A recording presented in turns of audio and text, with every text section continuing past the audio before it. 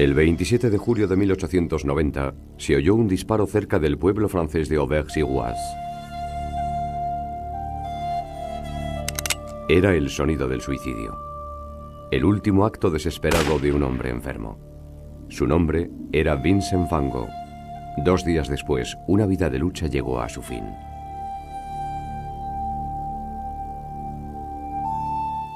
Cuando murió, Van Gogh tenía 37 años y era casi desconocido.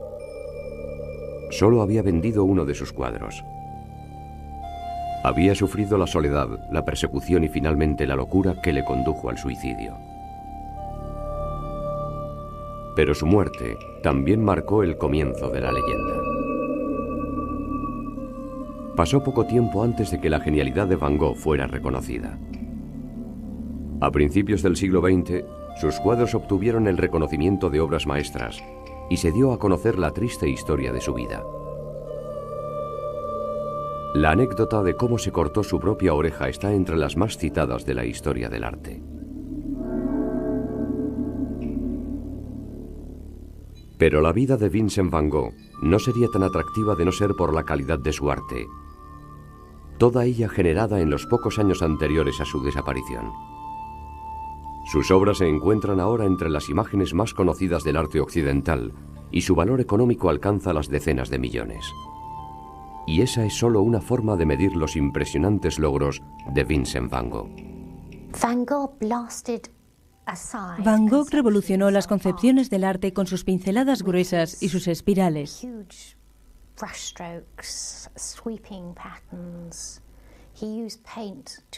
Solía pintar para expresar emociones puras de una forma que nadie más hacía en el momento y que no se ha conseguido desde entonces. Le preocupaba la gente y el ser humano, la condición humana. En otras palabras, la emoción humana. Y eso es algo que de alguna forma en el Renacimiento fue subestimado. Y liberar, como otros habían liberado el color. Van Gogh también liberó el color porque era parte esencial de lo que estaba haciendo. Pero, por ejemplo, tanto Gauguin como Cézanne también lo habían hecho de distintas formas, como Monet y Seurat, y de ahí viene la importancia de que aportara una nueva dimensión de una forma violenta a las bases del sentimiento del arte moderno.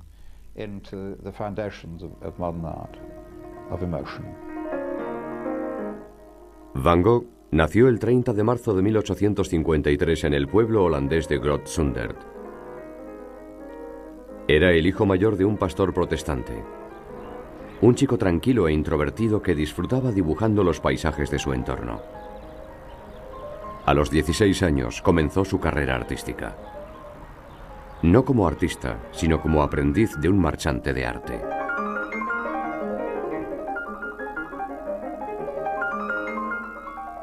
Aunque apenas produjo creaciones propias, el trabajo del joven Vincent le puso en contacto con grandes obras.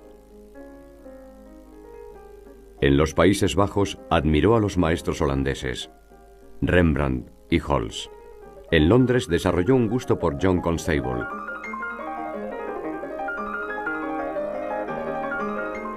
Y en París se familiarizó con la obra de Camille Corot y François Millet.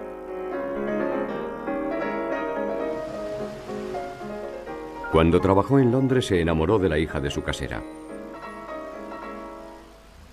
El rechazo de esta le traumatizó. Y Vincent nunca fue capaz de tener una relación estable con una mujer.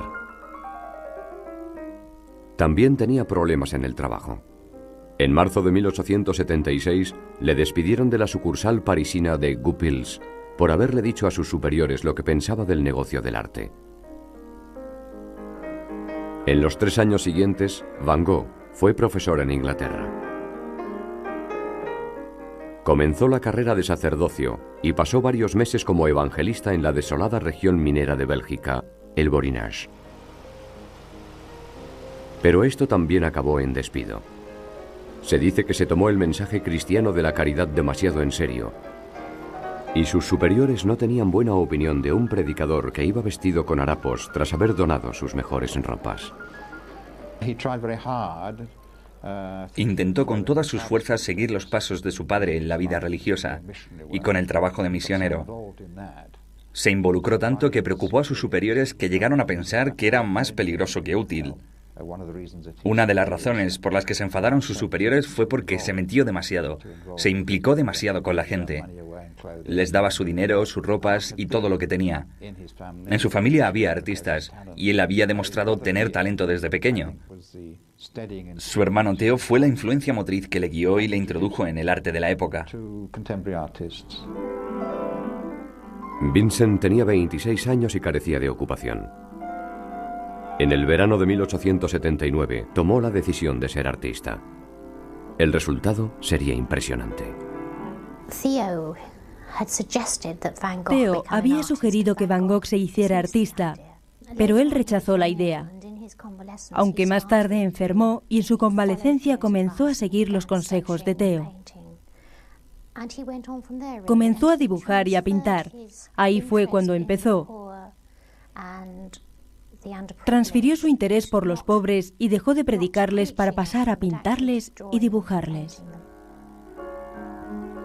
Cuando Van Gogh decidió dedicarse a la pintura, aún quedaba mucho camino por delante para que llegaran sus obras más famosas. En 1879, Vincent había hecho poco más que algunos dibujos. Sabía que le quedaba mucho por aprender para hacerse profesional. Así que comenzó a estudiar libros de texto de anatomía y perspectiva y copió las obras de Millet. Pero pronto se dio cuenta de que el estudio aislado no era suficiente. En octubre de 1880 se trasladó a Bruselas. Allí asistió a clases de la Academia de Arte y se hizo amigo de un estudiante adinerado, Anton van Rappard. Comenzó a crear dibujos sombríos inspirados por su época en el Borinage y consiguió dedicarse a tiempo completo a sus estudios gracias a la generosa ayuda económica de su hermano. Theo van Gogh era 6 años más joven que Vincent y, al contrario que su hermano, estaba contento en su trabajo en Goupils. Cuando Vincent se trasladó a Bruselas, Theo comenzó a enviarle dinero. Fue un acuerdo continuado, documentado en las cartas que se escribían los dos hermanos. Se conservan cientos de ellas y son documentos vitales para estudiar a Vincent van Gogh. Sus cartas a Theo no se limitaban a hablar de temas como el dinero. También revelaban intrincados detalles de su arte y su filosofía creativa. Así conocemos al hombre, sus esperanzas y sus temores, sus aspiraciones, sus decepciones y, lo más importante, su profunda preocupación por el arte y la condición humana.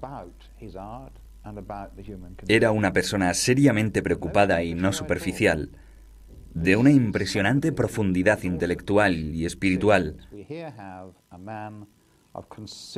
Y creo que eso nos permite entender y contextualizar la mitología.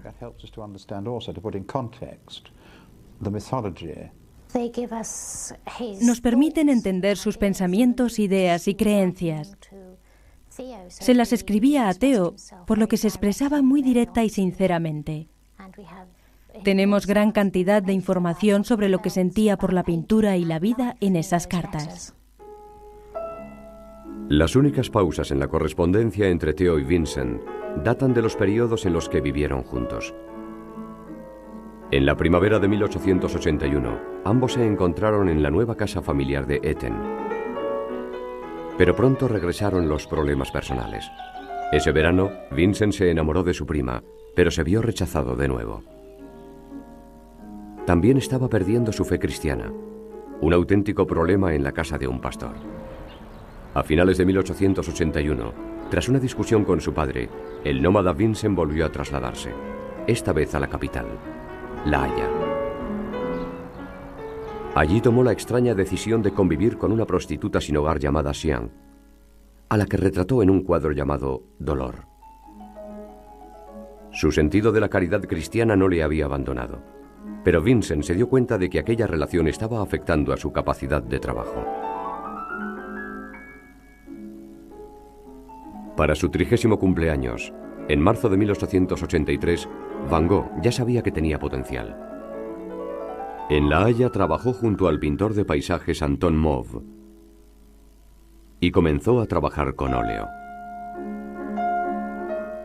Mujer en un bosque es uno de los primeros cuadros de Van Gogh que ya exhibe la pincelada gruesa que sería la característica de su obra en su madurez. El tejedor en el telar es una de las muchas obras iniciales de Van Gogh que representan campesinos trabajando. Es una imagen muy diferente de las obras más conocidas del pintor. De nuevo, vemos una paleta oscura, y al contrario que sus últimos lienzos, hay un sentido de implicación emocional en la temática. Cuando terminó este lienzo en mayo de 1884, Vincent había abandonado La Haya frustrado por la exigencia emocional de Xi'an.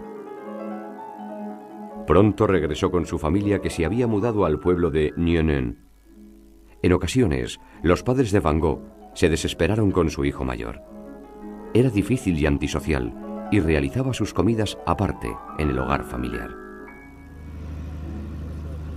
También continuaron sus dificultades emocionales.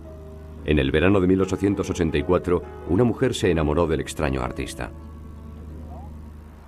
Esta vez fue Vincent el que la rechazó a ella, tras lo cual la desgraciada mujer intentó suicidarse. Lo peor estaba por llegar en marzo de 1885, cuando murió el pastor Van Gogh. Fue una gran pérdida para la familia, pero la reacción de Vincent fue sorprendentemente fría. En una carta a Theo, describió que la muerte de su padre simplemente le había impedido trabajar unos pocos días. El arte ya lo era todo para Vincent Van Gogh, ya que estaba creando el que era su lienzo más ambicioso hasta la fecha, Los comedores de patatas. Fue su reacción a la condición de las clases pobres. Era casi como una obra holandesa del siglo XVII, con una temática basada en el pueblo, como la pintura de principios del XIX.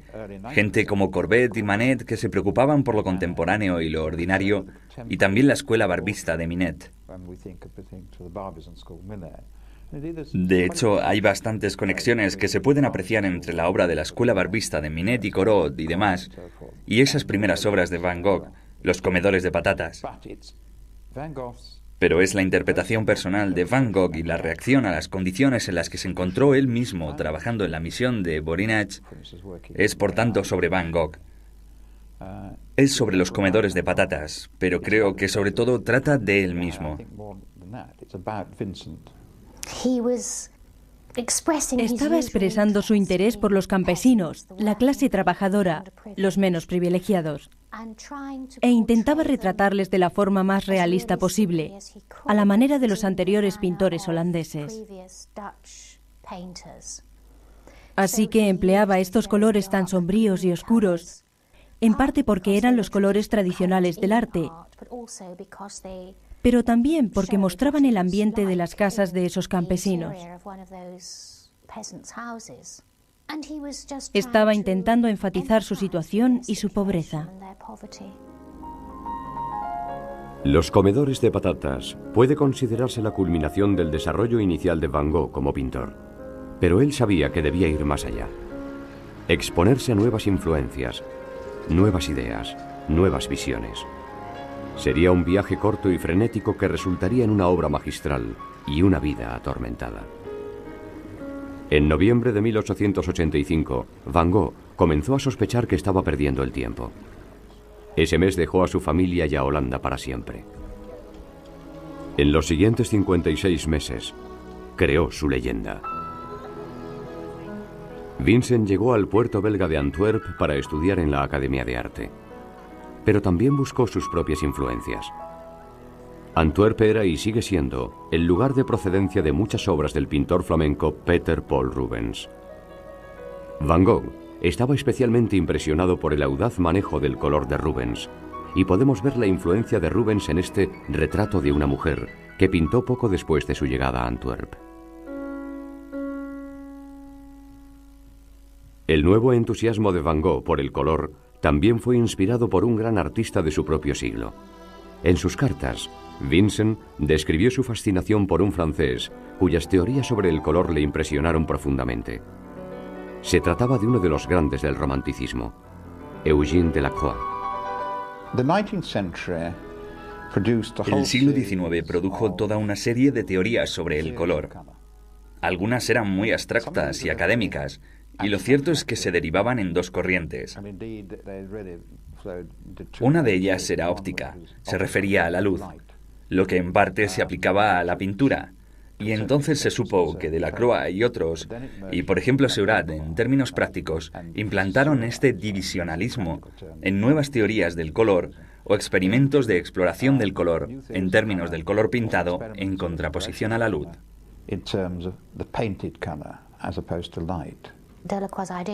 Las ideas de Delacroix sobre el color era que no existe un color sólido. Una zona, una superficie de color, se rompe en diferentes gamas de verde, por ejemplo, si es una extensión de césped, o diferentes azules si se trata de una tela azul. También tenía nociones sobre colores complementarios, reflejos y demás. El color y la pintura se liberaban de las limitaciones del pasado. Y vemos este desarrollo de nuevo. Tenemos que ver las obras como vemos el cielo estrellado o el campo de maíz, donde la impresión global del campo de maíz o de la noche estrellada se comunicaba a través del color y de su aplicación física, y el contraste de un color contra otro y el uso de borrones de pintura. Todo ello formaba parte de lo que tomó Van Gogh. Las teorías sobre el color de Delacroix influyeron a Van Gogh mucho más de lo que aprendió en la Academia de Antwerp. Después de un semestre, suspendió los exámenes tras discutir el obsoleto contenido del temario. Pero Vincent tenía otras cosas en que pensar. Había descubierto el arte japonés. Creo que lo que le gustaba a Van Gogh del arte japonés eran los aspectos formales. También le gustaba la exactitud de los trazos y la atención al detalle, según afirmó. Hay un cuadro suyo, Barcas en la playa, que es un cuadro fantástico y muy japonés.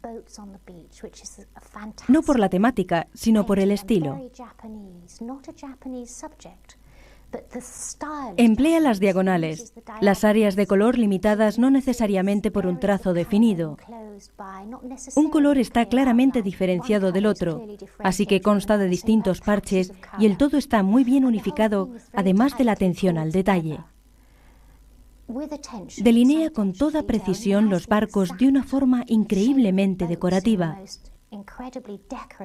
Y creo que eso respondía a su sentido de la decoración, combinado con el amor por el detalle y una composición general particularmente tensa.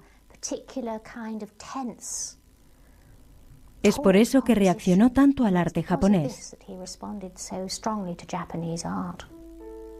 Van Gogh siguió apasionado por el arte japonés incluso después de cansarse de su vida en Antwerp.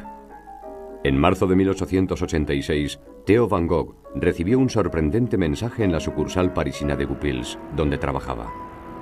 Era de su hermano y anunciaba que estaba en el Louvre esperándole. Vincent van Gogh había viajado a París y fue allí donde comenzó su grandeza como artista. A pesar de lo inesperado de su llegada, Vincent le había escrito a su hermano explicándole su deseo de ir al centro de la vida artística europea. Su plan era estudiar en el económico estudio al aire libre del pintor Fernand Cormon. Tras mudarse con Theo, comenzó a perseguir su propósito. Pero al igual que en Antwerp, el estudio formal no le inspiraba. Fue una época memorable para el arte visual parisino. Entre otros eventos, 1886 fue el año de la 8ª exposición de impresionistas. El enfoque revolucionario del color, la luz y la técnica, cuyos pioneros eran Monet y Renoir, entre otros, estaba comenzando a apreciarse. A Van Gogh le gustaba la práctica impresionista de la pintura rápida al aire libre, y al poco tiempo se le vio trabajando en la zona de Montmartre, donde vivía con Theo. Cuando Van Gogh llegó a París en 1886, pintaba a la manera holandesa, tradicional, con colores oscuros y temáticas típicas, bodegones y demás. Durante sus 2 años en París, conoció a los impresionistas, a Seurat y a los divisionistas. Su pincelada se liberó, sus colores se aclararon e iluminaron, y comenzó a pintar paisajes más o menos impresionistas. Fue una revelación total para él estar entre los impresionistas y absorbió mucho de lo que ellos hacían.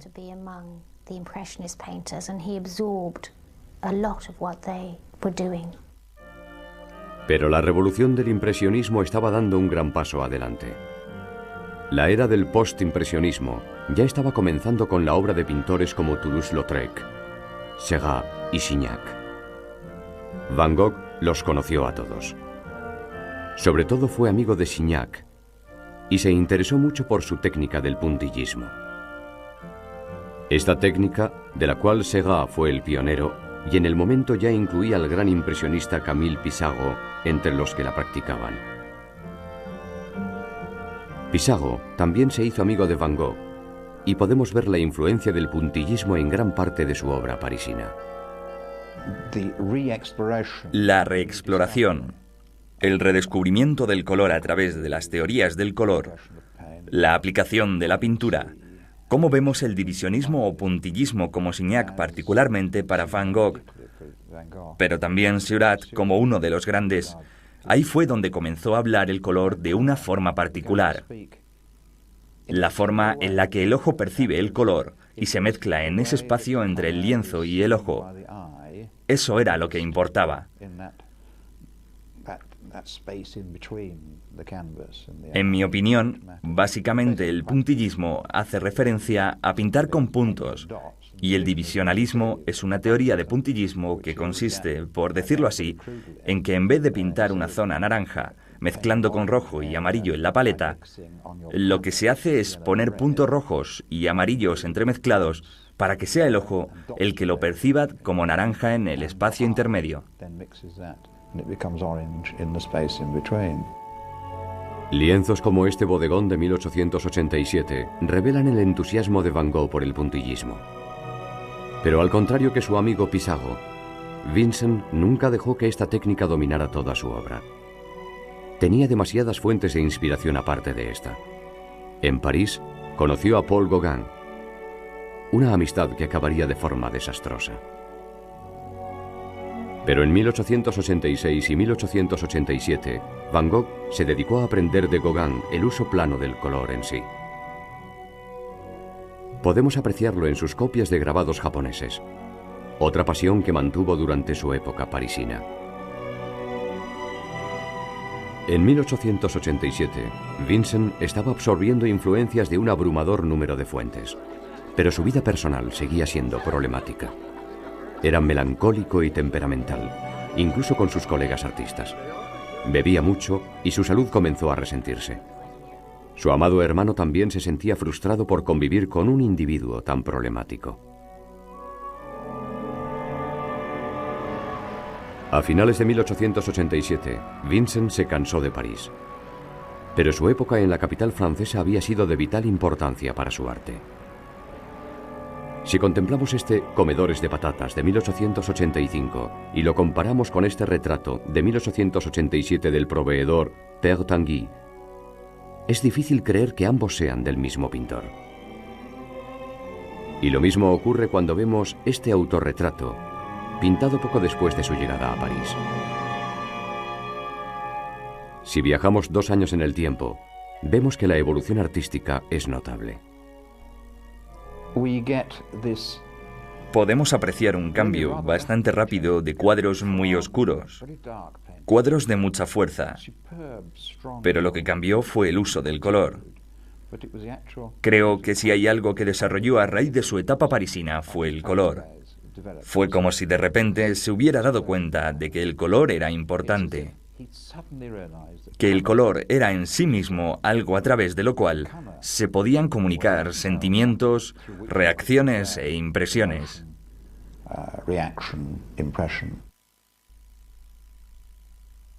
En la época en la que Van Gogh se pintó a sí mismo a principios de 1888, sus 2 años en París habían revolucionado su arte, pero seguía sin sentirse satisfecho. Estaba harto de vivir en la ciudad y quería trabajar en algún sitio más cálido y luminoso donde pudiera pintar todo el día. Su elección fue la soleada región de Provenza. El 20 de febrero de 1888 cogió un tren en París y viajó hacia el sur. Su destino era la ciudad de Arles, y fue en esta comunidad provenzal donde la genialidad de Vincent van Gogh comenzó por fin a revelarse. Con el constante apoyo de Theo consiguió trabajar sin distracciones. En cuanto llegó a Arles, se lanzó a una frenética agenda de trabajo. Solía trabajar 16 horas diarias en la creación de paisajes, bodegones y retratos. Su ejecución era rápida, pero también era precisa y minuciosa al detalle. Para entonces ya había desarrollado su propia filosofía artística, que igualaba el arte de la pintura al arte de la música. Y para Van Gogh, el color era lo que daba la clave. En una carta a Theo le habló de emborronar y exagerar completamente el color. Sus pigmentos eran audaces e intensos, pero también gozaban de una armonía en el lienzo, como podemos ver en una de las primeras obras de Arles, el puente de Langlois con lavanderas. Emplea una paleta bastante limitada en sus cuadros, de nuevo con colores vivos, verdes y amarillos, una combinación bastante inusual, y aplica los colores con mucha confianza. Podemos darnos cuenta de todo el tema del color apreciando la fuerza de estas obras. Nadie que vaya a sentarse junto a esos ríos y contemple el puente sería capaz de adivinar que fue ahí donde Van Gogh se sentó a pintar esta vegetación.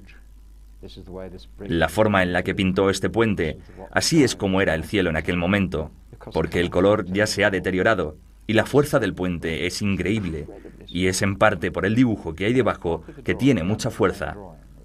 Y esa es la reacción de Vincent al simbolismo. Además de ser una reacción personal, y eso es importante, está relacionado con los grabados japoneses por su simplicidad, lo que las convierte en obras de mucha fuerza. Cuando Van Gogh terminó el puente de Langlois en marzo de 1888, ya tenía una confianza total en su arte. Pero su manejo del color se haría todavía más audaz. Una visita a la costa mediterránea, en Saint-Marie-de-la-Mer, inspiró esta impresionante acuarela a su regreso a Arles. El contraste entre naranjas y azules es abrumador, y la imagen consigue crear un todo unificado. Jamás se había visto un cuadro como este, y no es de sorprender que Van Gogh no pudiera vender su obra. Pero en verano de 1888 consiguió un estudio en una propiedad de Arles y en septiembre alquiló el edificio entero, la denominada Casa Amarilla. Era un nombre adecuado. Van Gogh estaba casi obsesionado con el color amarillo. Cuando se veía obligado a pedirle a Theo que le comprara pintura, el amarillo siempre era el primero de la lista.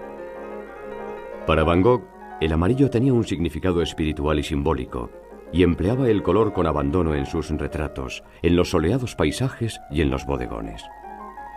Estos incluían una de las obras más famosas y de técnica más impresionante de toda su carrera, Los girasoles, de agosto de 1888.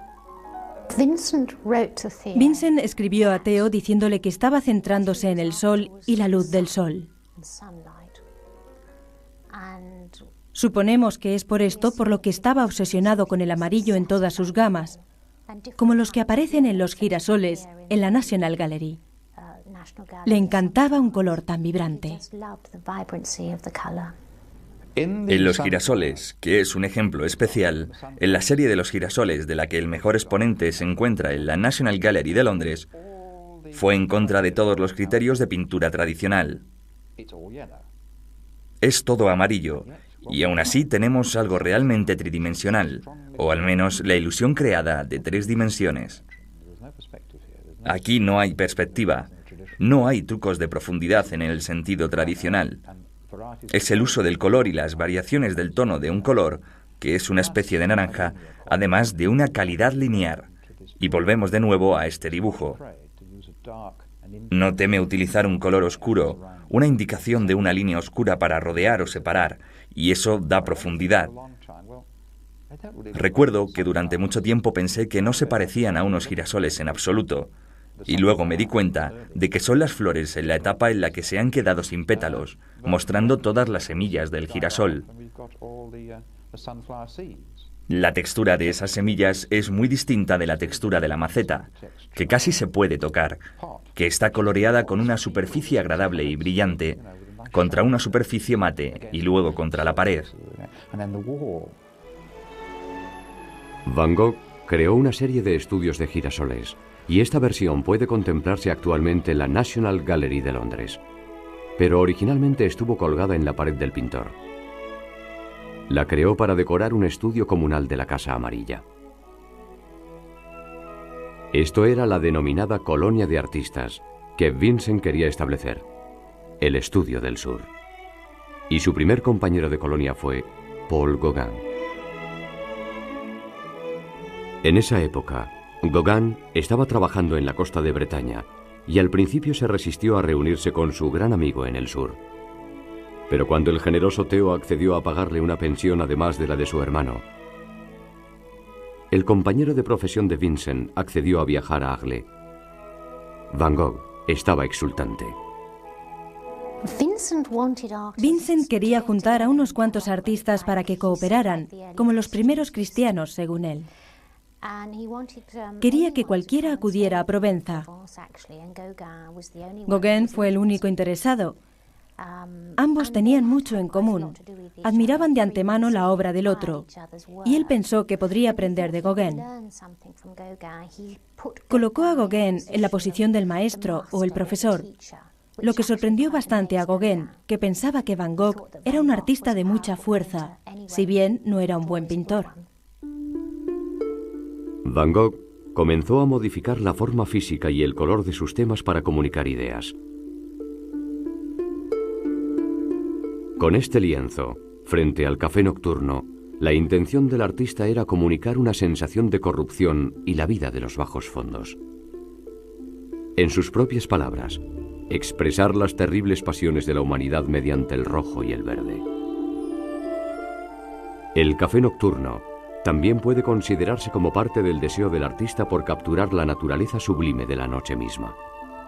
Poco después, Vincent creó su primer gran lienzo de exteriores nocturnos, el Terraza del Café. Según la leyenda, Van Gogh solucionó el problema de iluminación de la pintura nocturna llevando un sombrero coronado por velas.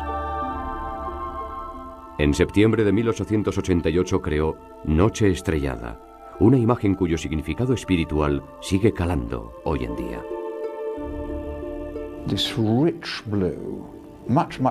Este azul intenso, mucho más intenso que la realidad, por tanto no es real en el sentido tradicional, salpicado con estos puntos extremadamente brillantes de amarillo blanquecino y esas espirales de color, no es estático, es un todo en movimiento y uno siente que es la reacción de Vincent ante la noche que está en constante movimiento.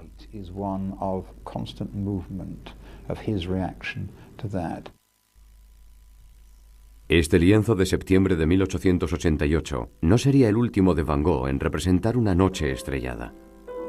Pero para cuando regresó a esta temática en junio de 1889, la obra resultante fue sorprendentemente diferente, reflejando los traumáticos acontecimientos de los meses transcurridos. Por desgracia, el invierno de 1888-89 marcó el principio del fin para Vincent Van Gogh, una época que le traería locura, persecución y un legendario acto de automutilación.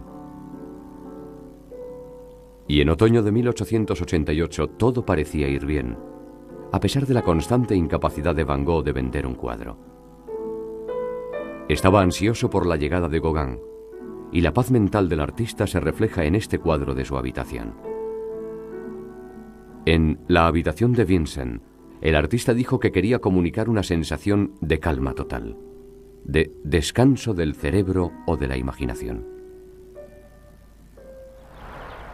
Pero todo salió terriblemente mal. Gauguin llegó finalmente a Aglaé en octubre de 1888 y se instaló rápidamente en la Casa Amarilla. Los dos comenzaron a trabajar juntos mientras llegaba el invierno. Durante un tiempo, el sueño de Vincent de un arte comunal exitoso parecía a punto de hacerse realidad. Su Campesino sembrando tenía claras influencias del extraordinario La visión tras el hermano de Gauguin, un cuadro que se había llevado consigo al sur. Pero las diferencias de personalidad fueron decisivas. En diciembre de 1888 se mascaba la tragedia. Los dos hombres discutieron y llegaron a la conclusión de que Gauguin tenía que marcharse. El gran plan de Vincent estaba fracasando, y eso quizá fue suficiente para hacerle perder la razón. Justo antes de Navidad, Van Gogh amenazó a Gauguin con una cuchilla. Gauguin escapó, dejando a la deriva a su colega. Aquella noche, Vincent Van Gogh se cortó un trozo de la oreja izquierda. Lo que ocurrió exactamente no se sabe con certeza. Hay una serie de teorías. Una de ellas, supongo que hay dos principales, es que sus relaciones sexuales eran un tanto confusas, y a raíz de una de ellas se cortó la oreja y se la mandó a una prostituta. La que yo considero más lógica es que fuera el resultado de una discusión con Gauguin y el fracaso de su plan de colonia, de nuevo enfatizado por el hecho y subrayado dramáticamente por la creación de su autorretrato con la oreja vendada. El incidente de la oreja cortada fue un desastre para Van Gogh. No tanto por la mutilación en sí, como por el hecho de que marcó el fin de su relación con Gauguin y el final de sus esperanzas de crear una colonia de artistas. Sufría un trastorno mental y sufrió alucinaciones durante una breve estancia en el hospital. Sus médicos lo achacaban al exceso de trabajo, pero Vincent hizo caso omiso. En cuestión de días volvió a su casa, creando dos emotivas naturalezas muertas. Una que mostraba su silla y una pipa, y la otra que representaba la silla de su colega Gauguin. Aunque Vincent seguía esperando el regreso de Gauguin, la idea de la colonia de artistas había fracasado y él lo sabía.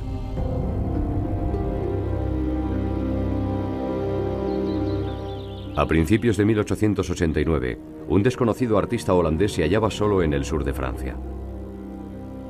No llegó a hacer amigos en Aglaé. El cartero, Joseph Roulin, era una de las pocas personas que conocía. Pero en la primavera de 1889, el amigo al que retrató fue trasladado a otra ciudad. La vida de Vincent se venía abajo. Aunque siguió trabajando, las alucinaciones persistían. También sufrió la persecución de sus vecinos, 80 de los cuales firmaron una petición que exigía el encierro del loco con el que convivían. Vincent tenía un desorden mental, un hecho que aceptó. En mayo de 1889 salió de Aglaé para ingresar en el sanatorio de Saint-Rémy. Hay varias teorías sobre la salud mental de Vincent en esa época, porque sufría paranoia. Pero la esquizofrenia puede haber sido otro elemento. El médico que le trató en ese momento pensó que no estaría comiendo correctamente, y eso era probable. Quizá también hubiera consumido alguna sustancia venenosa de su pintura, sobre todo el blanco. Es probable, y es la teoría más popular, que sufriera algún tipo de epilepsia. Hay un tipo de epilepsia que consiste en periodos de perfecta normalidad con otros de gran depresión, paranoia y violencia, seguidos de periodos de letargo y de nuevo vuelta a la normalidad. Quizá nunca lleguemos a conocer la naturaleza exacta de la enfermedad de Van Gogh, pero él pensaba que mientras fuera capaz de trabajar seguiría cuerdo. Así que insistió en seguir pintando durante su reclusión en Saint-Rémy. Las alucinaciones y los ataques continuaban persiguiéndole, pero en sus momentos de lucidez encontró la voluntad para crear la fabulosa cantidad de 200 cuadros en solo 12 meses. Su temática era, por fuerza, el sanatorio, el entorno, los otros pacientes y sus atormentados rasgos. Pero su arte seguía evolucionando. Fue allí donde comenzó a incorporar una nueva característica técnica en sus cuadros. Fue entonces cuando la famosa técnica de la pincelada en espiral comenzó a revelarse en cuadros como El campo de maíz, de junio de 1889. Es difícil no percibir un sentimiento de expresión personal torturada en imágenes como esta. Es un concepto artístico moderno que quizás se expresa mejor cuando Vincent retomó la temática de la noche estrellada. Completado en junio de 1889, es un cuadro propio del siglo XX. No ve el mundo como algo estático, algo que se aprecia tanto en el campo de maíz, en el que todo el maíz está en espiral y las nubes y todo. La noche estrellada, con los colores en espiral y las diferentes capas, las líneas de color, son todo un uno. En una de sus últimas obras, por ejemplo, La capilla, en la que vemos el camino dividido y rodeando la capilla por ambos lados, que a su vez está en constante movimiento. Él estaba inquieto, y su inquietud quedó reflejada. Se aleja de la imprecisión de las palabras para expresar lo que está ocurriendo. La precisión es algo que se expresa mucho mejor en términos musicales. Hay piezas musicales, secciones de obras y tipos de música que reflejan más adecuada y precisamente lo que estaba ocurriendo en la noche estrellada. Nadie creó de forma tan intensa como Van Gogh. Emplear la pintura de una forma tan generosa como él la empleaba es algo que muestra una concepción de la pintura como un medio, una idea que también se desarrolló en el siglo XX.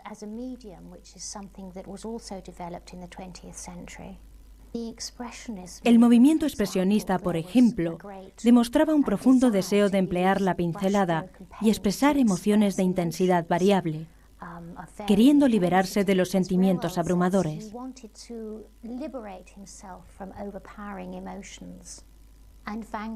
Van Gogh, en una carta a Theo, afirmaba que estaba haciendo uso de la exageración para poder comunicar sus sentimientos y que también estaba empleando las técnicas de grabado en madera.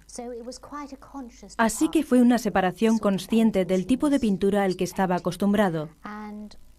Un tipo de pintura muy exitoso, de hecho. Los grandes cielos en espiral y como en llamas forman un cuadro muy intenso.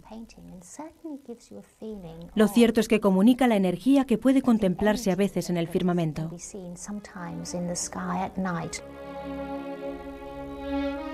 Poco después de terminar la noche estrellada, sufrió otro brote en Saint-Rémy.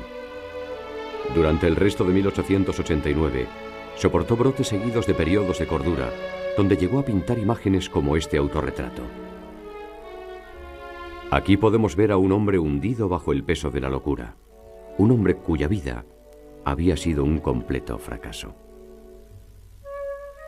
Afortunadamente llegaron buenas noticias.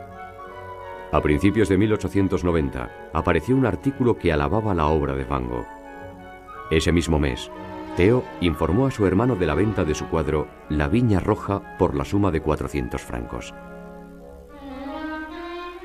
Fue el único Van Gogh que se vendió en vida del artista. Pero el sanatorio de Saint-Rémy no pudo hacer nada por Vincent Van Gogh. Cada vez más solitario, el artista decidió abandonar la Provenza.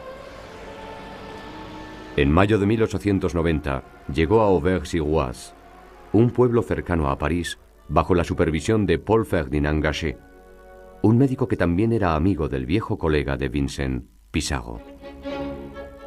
Durante una época, el traslado pareció beneficiarle. Obras como La iglesia de Auvers revelaron que la obra del artista seguía evolucionando, aunque esto no fuera apreciado en vida del artista. El retrato del Dr. Gachet nos ofrece un emotivo ejemplo de las últimas obras de Van Gogh. 100 años después, se vendió por la suma de 30 millones de euros, convirtiéndose en el lienzo más caro de la historia. Y no es el único lienzo de Van Gogh que se vendió por decenas de millones.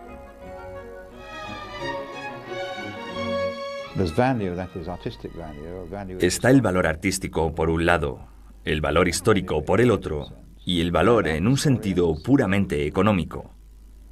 Y los historiadores del arte y los árbitros del buen gusto han alabado a Van Gogh. Así que si eres un coleccionista, tienes que tener un Van Gogh. Y si juntas a varios de ellos pujando por uno de los cuadros, Es normal que asciendan a la suma de millones. El potencial emocional de la obra de Van Gogh es quizá lo que atraiga a todos esos compradores dispuestos a gastar esas cantidades de dinero, además de la moda. Pero en nuestra sociedad, donde hay tantos sentimientos que no están permitidos o que son reprimidos, obras de arte que muestran unos sentimientos de forma tan visible pueden ser liberadoras. Quizá el poder de los sentimientos tenga algo que ver con el hecho de que sus obras sean tan populares.